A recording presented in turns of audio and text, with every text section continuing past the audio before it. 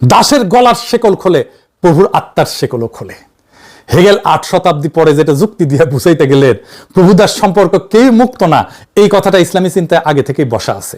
উম্মার ধারণার মধ্যে, পারস্পরিক দায়িত্বের ধারণায়, তোমরা একে অন্যের ভাই, এই ঘোষণায় আজাদি মানে একলা আমার আজাদি না, আজাদি মানে শিকলটা 2 মাথা থেকে খুইলে ফেলা। বুঝেছেন আজাদি কি, কেন আজাদির দরকার? বাংলাদেশের সকল লড়াই আজাদি শব্দকে মূল স্লোগান বানাইতে হবে কেন বুঝছেন? এই দাসত্ব থেকে মুক্তির হাতিয়ার একটাই, আজাদি।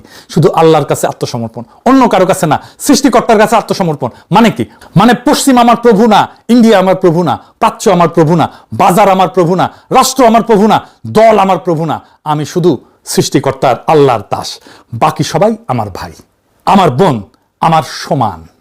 সত্যি সবাই এক মালিকের দাস। তাহলে মানুষের মধ্যে প্রভুদাস সম্পর্ক হারাম, সব মানুষ সমান, সবাই মুক্ত, এটাই আজাদি। এটাই বিলাল রাদিয়াল্লাহু আনহুর কাহিনী। হাবশী কৃতদাস ছিলেন, যারে মক্কার মুশরিকেরা পাথর চাপা দিয়ে নির্যাতন করত। সে বিলাল ইসলাম গ্রহণ করার পরে রাসূলের কাছে এমন সম্মান পাইলেন যে কাবার ছাদে উঠা আজান দিলেন। কৃতদাসের গলায় আজান আরবের প্রভুদের চেতনায় একটা ভূমিকম্প হইল। বিলাল রাদিয়াল্লাহু আনহু যখন কাবার ছাদে আজান দিলেন, সেদিন শুধু একটা কৃতদাস আজাদ হয় নাই, সেদিন প্রভুদাসের গোটা কাঠামোটা ভেঙে পড়ছিল। সবাই এক আল্লাহর দাস, তাই কোনো মানুষ আর এক মানুষের প্রভু না, এটাই আজাদি, সবচেয়ে গভীর আজাদি।